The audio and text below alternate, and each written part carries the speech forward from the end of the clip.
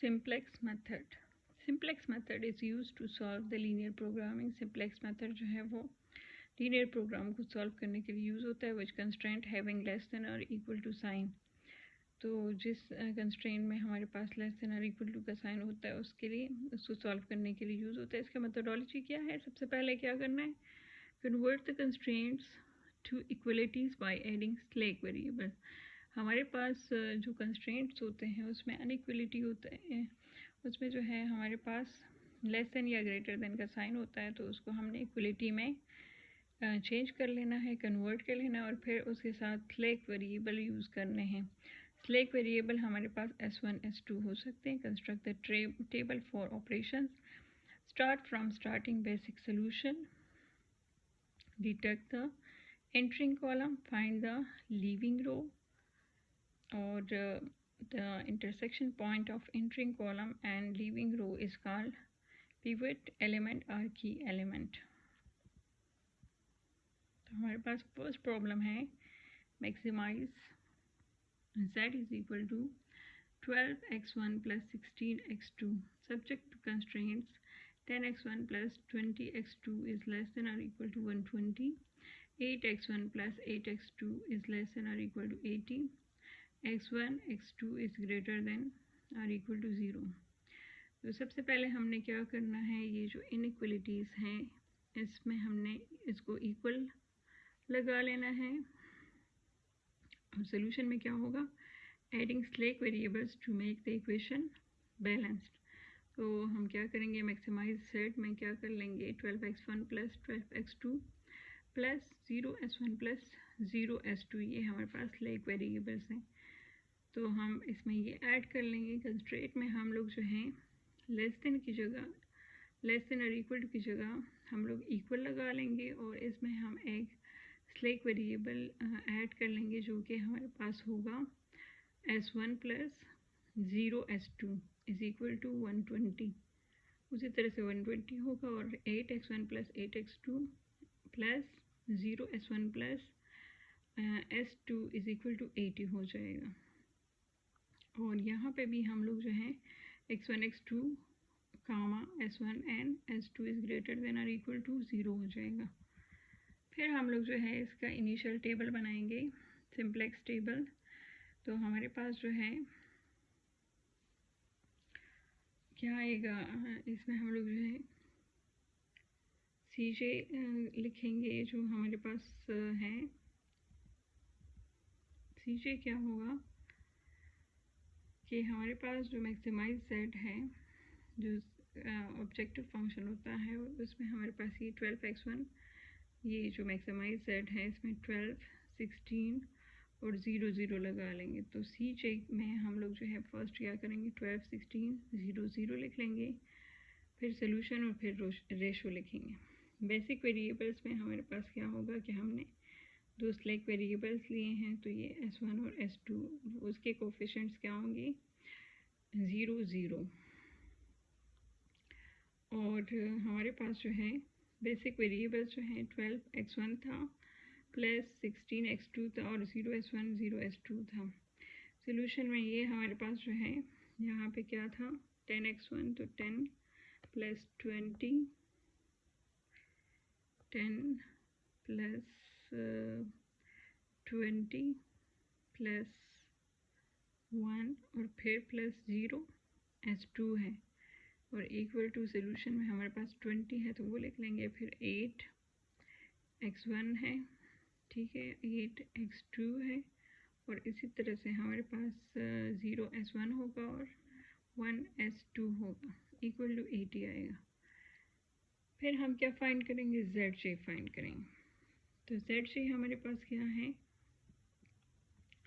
ZJ हमारे पास है summation CB into AIJ. मतलब क्या है कि हम क्या करेंगे?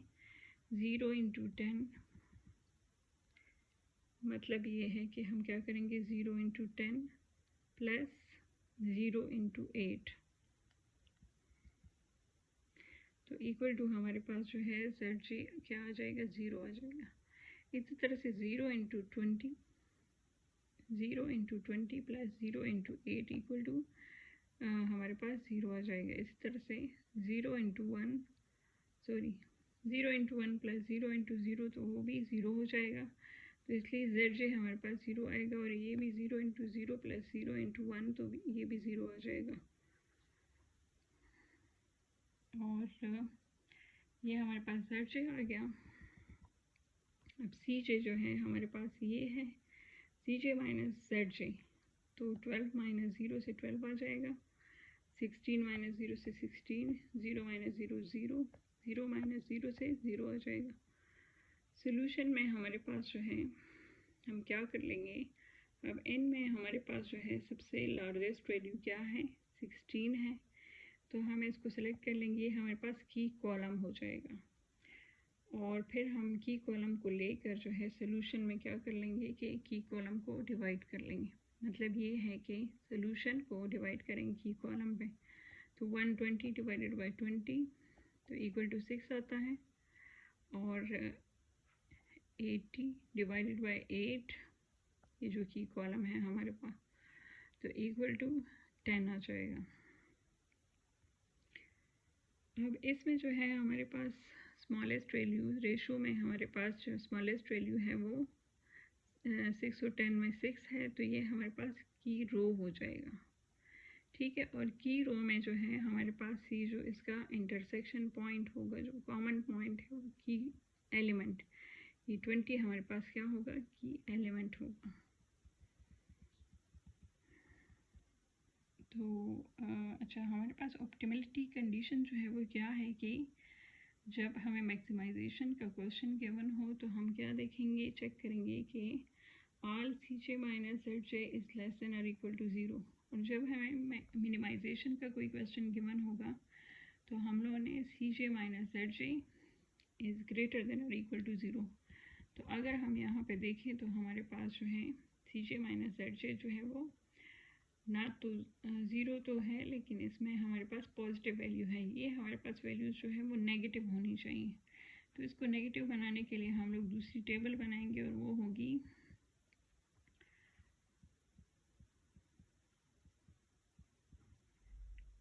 Initial table. फर्स्ट आइट्रेशन हम बनाएंगे। फर्स्ट आइट्रेशन बनाने के लिए हम लोग क्या करेंगे कि उसी तरह से हम CJ लिखेंगे 12, 16, 0 और 0 लिख लेंगे, और बेसिक वेरिएबल में हमारे पास जो है वो ये वाला कॉलम जो है ये हमारे पास लीविंग कॉलम हो जाएगी, लीविंग रो हो जाएगी। तो आप लोग इसमें देखिए, according to maximization maximum optimality condition, two values 12 and 16 are greater than 0, so we move further to make all the values either 0 or negative. As optimality condition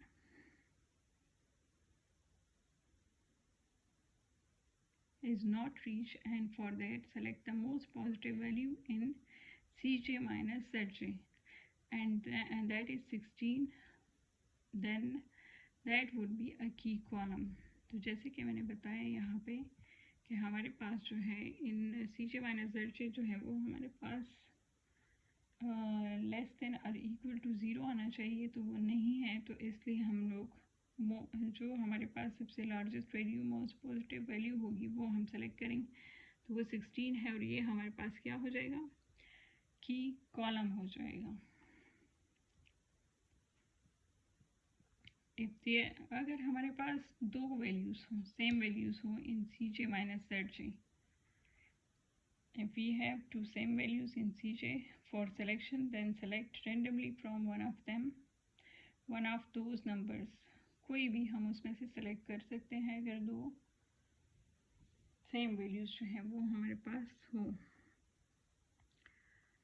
after finding the key column we will then fill the ratio column. From the ratio column select the least positive value, जैसे कि हमने least positive value जो है वो select की, वो हमारे पास क्या थी, 6 थी, तो ये हमने सेलेक्ट कर ली और वो हमारे पास क्या बन गया,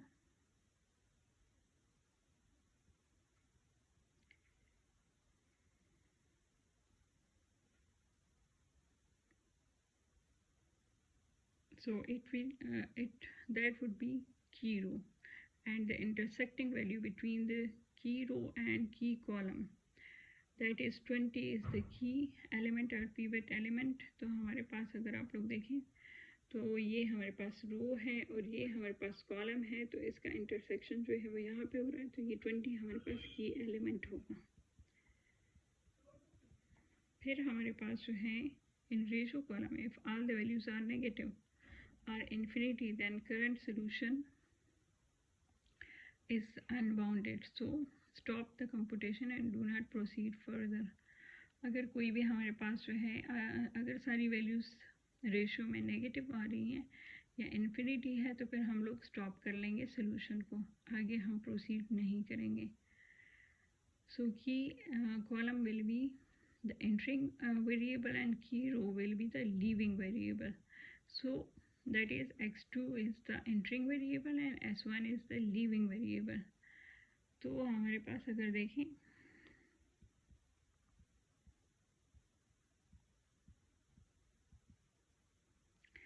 ये हमारे पास s1 है, तो ये हमारे पास लीविंग रो होगी और ये हमारे पास एंटरिंग वेरिएबल होगा x2, क्योंकि ये हमारे पास जो है ये वाला हम सेलेक्ट कर लेंगे. तब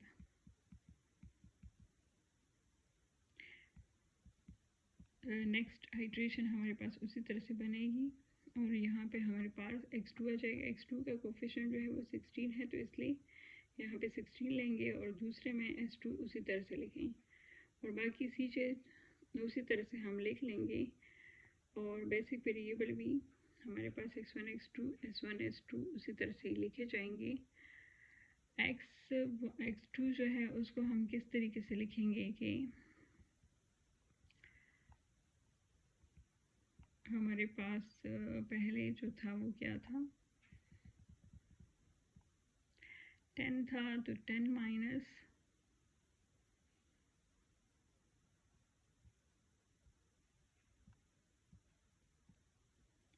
to find the new value of x2 we have, new value का फार्मूला क्या होगा, all value divided by key element.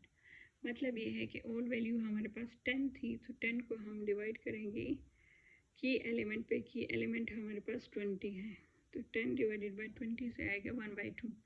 इस तरह से दूसरी वैल्यू जो है वो 20 है, तो 20 को 20 पे ही डिवाइड करेंगे तो उससे आएगा 1. और इसी तरह से हम क्या करेंगे,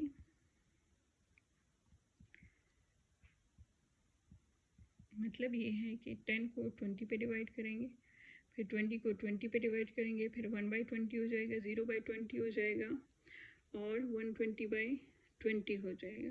तो अगर आप लोग देखें तो इसमें हमारे पास जो है उसी तरह से 1/2 इसका आंसर आ जाएगा, 1 आ जाएगा, 1/20 आ जाएगा और ये तो 0 होगा. उस 120 डिवाइडेड बाई 20 से 6 आंसर आता है. फिर जो नेक्स्ट हमारे पास रो होगी उसका फार्मूला इस तरीके से होगा कि to find the new value of s2 we have new value का formula, new value is equal to old value minus corresponding key column value into new value of x2. तो हमारे पास जो है अगर हम लोग देखें तो old value minus corresponding key column value, old value हमारे पास 8 था और कोरिस्पॉन्डिंग की कॉलम वैल्यू हमारे पास ओल्ड वैल्यू 8 और कोरिस्पॉन्डिंग की value minus corresponding key column value 8 है और मल्टीप्लाई बाय जो है की रो वैल्यू तो 10 और डिवाइडेड बाय जो है की एलिमेंट 20. तो आप लोग देखें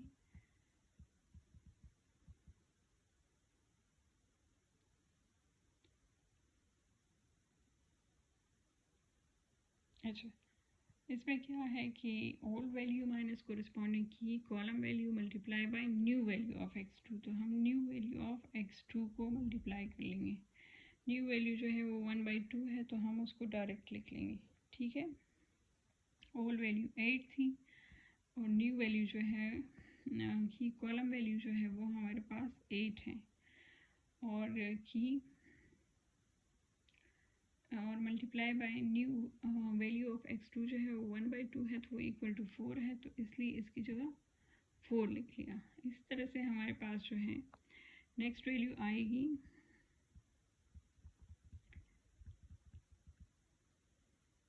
देखें 8 माइनस ये ओल्ड वैल्यू है 8 माइनस की कॉलम वैल्यू जो है वो भी हमारे पास 8 ही है और मल्टीप्लाई बाय न्यू वैल्यू जो है वो क्या है x1 की x2 की वो 1 है, तो हम 1 के साथ मल्टीप्लाई कर लेंगे। तो आप लोग देखें 8 माइनस 8 इंटू 1 और इक्वल टू ये हमारे पास 0 आ जाएगा। इसी तरह से हम लोग दूसरी भी करेंगे 0 minus 8 multiply by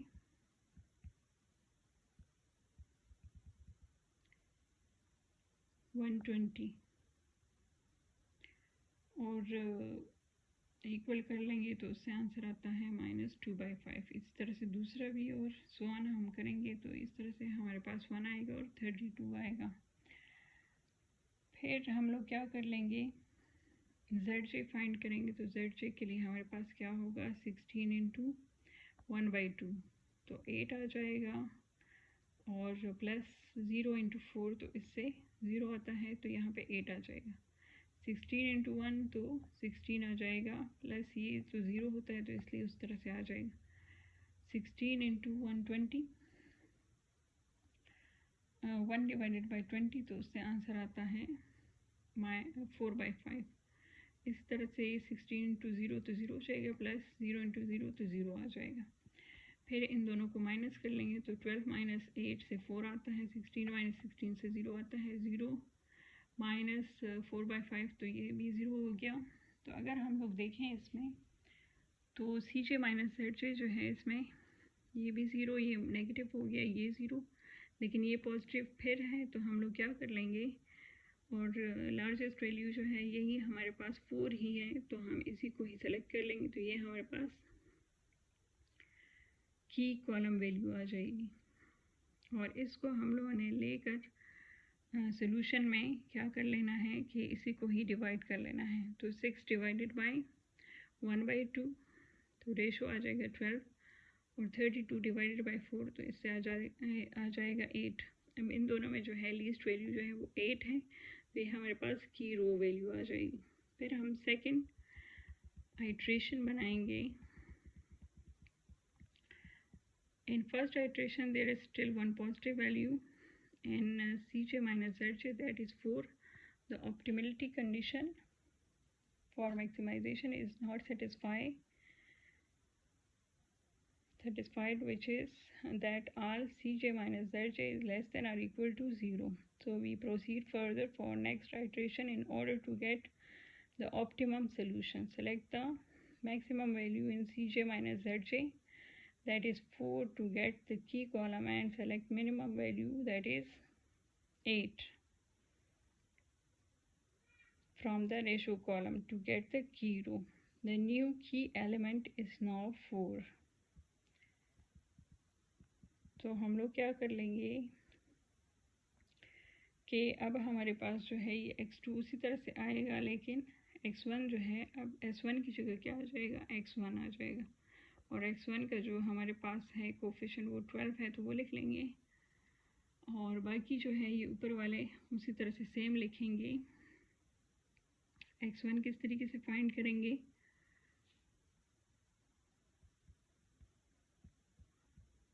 two find the new value of x1, तो न्यू वैल्यू का फार्मूला क्या है old value divided by key element. तो अगर हम लोग देखें पिछले टेबल में फर्स्ट आइट्रेशन में तो हमारे पास की एलिमेंट जो है वो 4 है और न्यू वैल्यू ओल्ड वैल्यू भी 4 है तो 4 डिवाइडेड बाय 4 जो है 4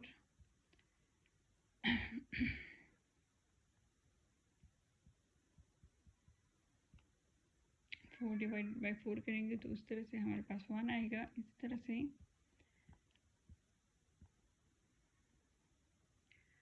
0 डिवाइडेड बाई 4 करेंगे तो 0 आएगा, और इस तरह से -2/5 डिवाइडेड बाई 4 करेंगे तो उससे जो आंसर आएगा, और इस तरह से 1 डिवाइडेड बाई 4 भी कर लेंगे, और इस तरह से 32 डिवाइडेड बाई 4 कर लेंगे। तो हमारे पास जो है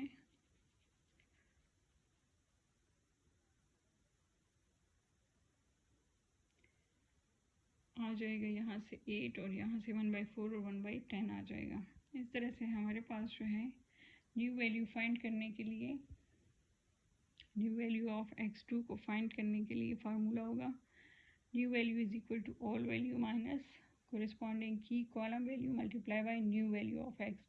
जैसे कि हमारे पास है न्यू वैल्यू जो है वो इक्वल होगी ऑल वैल्यू, हमारे पास 1/2 है, minus corresponding key column value भी 1/2 है, और मल्टीप्लाई बाय न्यू वैल्यू जो है वो 1 है, तो 1 के साथ मल्टीप्लाई कर लें तो इक्वल टू 0 आ जाएगा।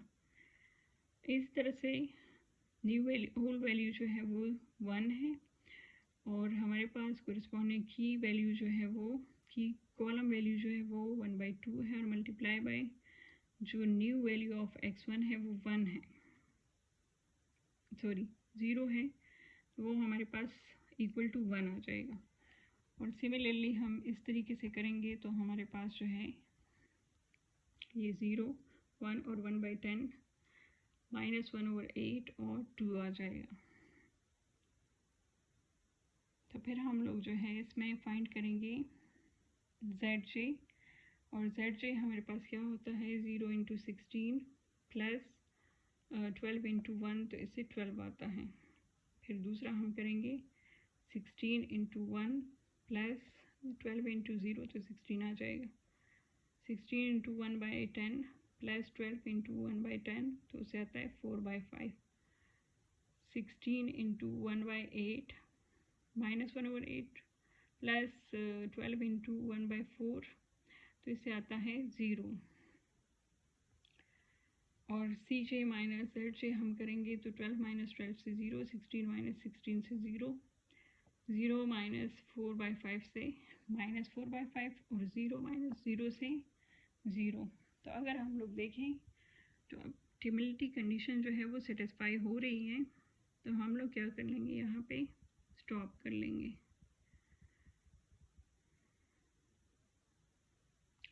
We observe that all the values are now 0 and less than 0.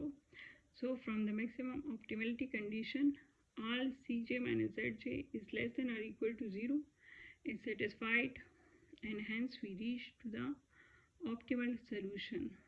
तो हमारे पास जो है now we got the value of x1 क्या होगी 8 होगी, और x2 की वैल्यू जो है वो 2 होगी, and the optimum z value is 128। और ये कहाँ से आई है, ये 2, 8 और 128। x2 के लिए 2 है, x1 के लिए 8 है, और इक्वल टू हमारे पास क्या आ रहा है 128। z की वैल्यू क्या आ रही है 128। वेरिफिकेशन क्या है कि putting these values in objective function, तो हम लोग इससे भी 128 अगर हम इसमें वैल्यूज़ पुट कर लें, x1 की जगह 8 और x2 की जगह 2, तो उससे भी 128 आता है, तो ये वेरीफाइड हो गया है।